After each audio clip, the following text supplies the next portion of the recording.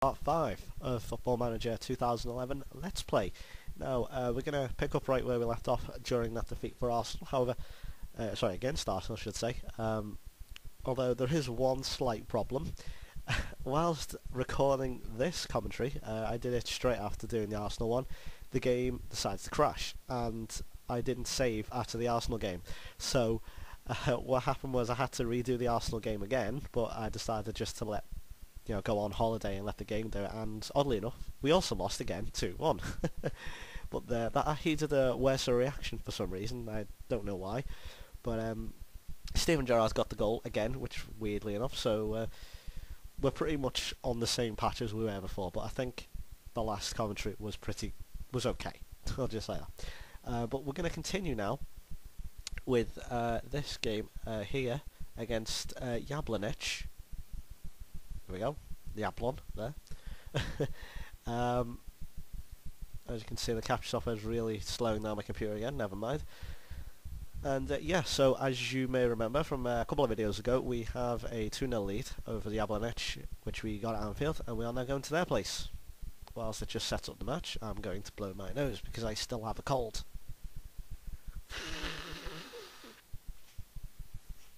Oh yeah. Right. So that's the team. As you can see, we've got Konchesky's back. Wilson is again playing. Carragher and Johnson decided to let them two play again. I probably should have brought in Aga, but I don't know. I changed my mind. Lucas sitting back there. He's back. Ivanovic decided to put in the middle with Babel, and then Goggs has space straight line, and Cole and Cat on the wings. So here we go. This World Soccer magazine again. Let's see. Them two said whatever the hell his name is, and Repka. Hard tackling and weaker sides. Okay, let's do that. Even this is just kind of difficult to do because it's. I mean, I know we keep going on about it, but there is just so much of lag between us, especially when I'm not used to it because I've been playing the regular game without the software running. Anyway, here we go. Don't get complacent, and hopefully it will work this time. Fingers crossed. Here we go. Now, you may remember I made reference last time to my Cardiff team, which I've got on... sorry, I should change that. Oh, hang on, Ngog's in. Hold on a second. Oh, we scored. Fantastic. He scored inside 3 minutes. David Ngog, great finish there. And we hit them on the break. Excuse me, sorry. We hit them on the break, and we are 3-0 up in the tie, and we have an away goal. Great ball. Good run here from Babel. Look at this. Great run, and Goggs onside. And he tell you what, that's a very well taken finisher, if I don't say so myself. I will also change that back, as you can tell it's a different save, or no, a different save, a different, or it didn't save, I should say, because we are back to the main snub view. I'm actually going to change it back to 2D Classic. If it works, there we go. Now, I really like this. It's very nostalgic. It's just better. If you prefer the other way with the actual players, please tell me and I'll revert it back. But yeah, as you can see, we're back in the old classic way of doing it, and that's going clean over the bar. Great. And we have a 3-0 lead, and I don't want to sound cocky, but I think this tie is over. I say that 10 minutes in. I mean, I could really come to regret saying that, but never mind. Well, as I was saying earlier about my Cardiff team, I mentioned last video that I took them to the Premier League. It's so much harder because I don't have the quality players. I brought in a few players, but nothing, nothing of great competence. I think who did I bring in? I brought in Jermaine Easter. Now the reason I brought him, there was a little bit of logic in that. I know he's not the greatest player in the world. I think he plays for like Wickham or someone right now, but I brought him in. He's actually Welsh, as you know, Cardiff are Welsh team. I think it may very well be his boyhood team. I don't know what it was, but I thought, oh, he'll want to play for Cardiff. He's a Welsh lad, so I've got him. And it did say, oh, Easterland's dream move, and I thought, oh, that's great. He'll really want to play, and he actually hasn't done too bad so far. I think in that Fulham game, the commentator said he really looks up for this. That's usually a good sign. That they're really getting into the game. Don't have to tell them to get stuck in. That whole thing, and you can just sit back and watch it happen like I'm doing now. And we really are just having wasteful shots at the moment, but quite frankly that'll do me because we're winning 3-0, 1-0 on the night. Now, as I talked about as well, that we do better away in Europe. Not necessarily in the Premier League, I know, and I'm basing them off one match each.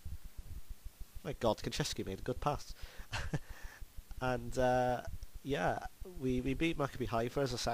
I can't remember exact score. I keep making reference to them, but as I say, that's the one I've got to go off so far. So you'll have to forgive me for that. But yeah, we don't seem to be doing too badly in Europe. I know we're only playing mediocre teams like these guys, but you know, he wants a penalty. God, they always want a penalty. Little fucking crybabies.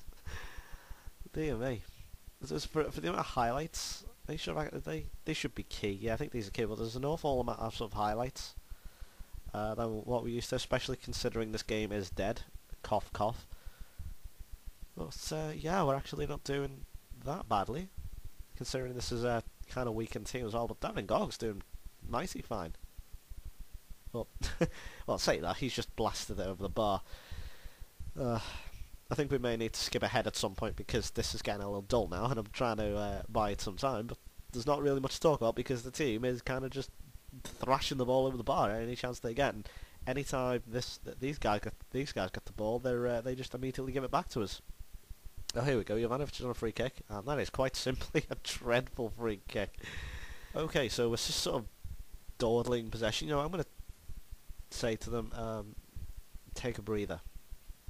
Because I like this. It really, from what I believe, it sort of tells, as it does what it says on the tin, really, it tells the players to sort of calm it down. You know, don't go all out thrash. You know, oh, we must win game. You know, it's like calm down. You know, we're winning 3-0, no big deal. Good God, and Gog, what a goal that was!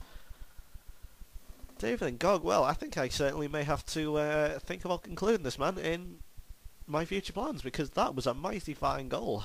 He's been very impressive. Let's have a look on this on the replay. This is great. Just, I'm more interested. Just he beats the two players. He goes through the little gap there, sort of does a magical turn, and puts the ball away in emphatic style. And look at one of their players is injured, which is really funny. Oh wow. Well, 2-0, 4-0 on the night, and I think this game is definitely well and truly over now.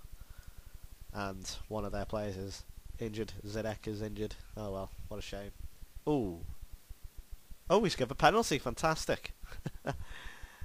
Right then, Devin Gog for a hat-trick. The penalty did seem harsh. It's 4-0, man. Who cares? Let Ngog have a hat-trick, for God's sake. I think I may put Eccleston on after this. He's looking like he looks like a good player, to be fair to, on this and in real life. To be fair to the kid, I think he looks alright. I think he's gone on loan, hasn't he? Or am I thinking? Yeah, I'm sure he's gone on loan. I think he's at Charlton now. And Charlton fans, if there are any Charlton fans watching, they're telling out you've signed a very good player. And anyway, here's Ngog for the hat trick, and take the damn penalty. He scored. There we go, hat-trick for David Gog. He's played his heart out. He most certainly has. Well, I am going to have to include you in my starting 11 for the next game because you've bloody well earned it, David Ngog. Excellent display here in the Czech Republic from the young Frenchman. Let's have a look at the penalty from these really weird graphics. And the keeper got absolutely nowhere near it. Fantastic. So, I think it's about time we took him off for, where's he gone? Nathan Eccleston. And Milan Jovanovic looks knackered, so I'm going to bring him on, take him off for John Joe Shelby. And, yeah, Babel. I think Babel can come off as well. I'll put Maxi. I'll try Maxi in this like little hole area, the Gerrard role, if you will. Like a triple. You know, because can't be bothered. It's just so much effort with the lag, as I say, because just trying to make a sub, it takes so much effort. And we got another chance here. He's still going. He's still going, David Ngog. And he just runs the ball out of play. After all that, though, he might have been onto something there, and he runs the ball out. Fantastic. So, I guess I should look forward to the next match then, which is against Stoke. At home, finally a home game. I think we've had started off with 2 away games, haven't we? One against Arsenal, of course, and the other, I can't even remember who the other one was. So that's on my memory, because I think the Premier League game, the first game we played on this, was before I started the Cardiff game. That's how far I've actually played into it. So I really just have hoarded the living daylights out of it since over the weekend. That's how, and that's how bad they are. But yeah, and the fans are getting up because the 5-0 on aggregate. Bloody hell, I would have left after the first minute because this team is useless. And the countdown is, the timer is very slowly drifting towards 90 minutes now. Have a shot, Carragher. Oh, have a shot, Johnson.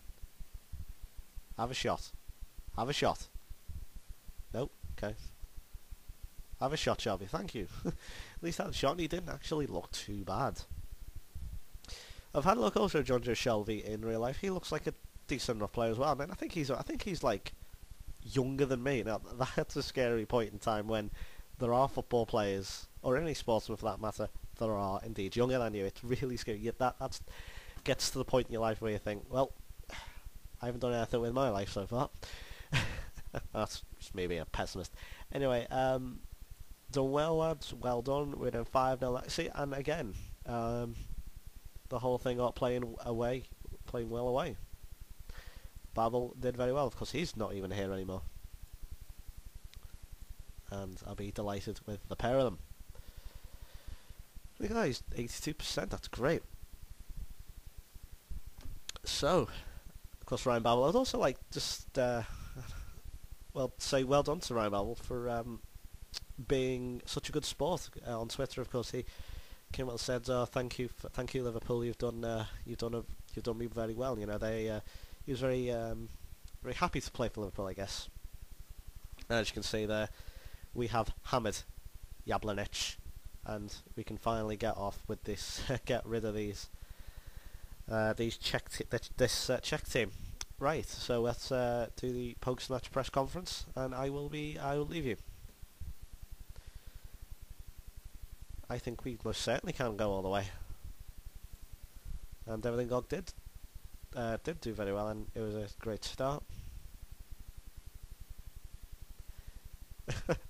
I don't think we do have a great amount of depth, but never mind.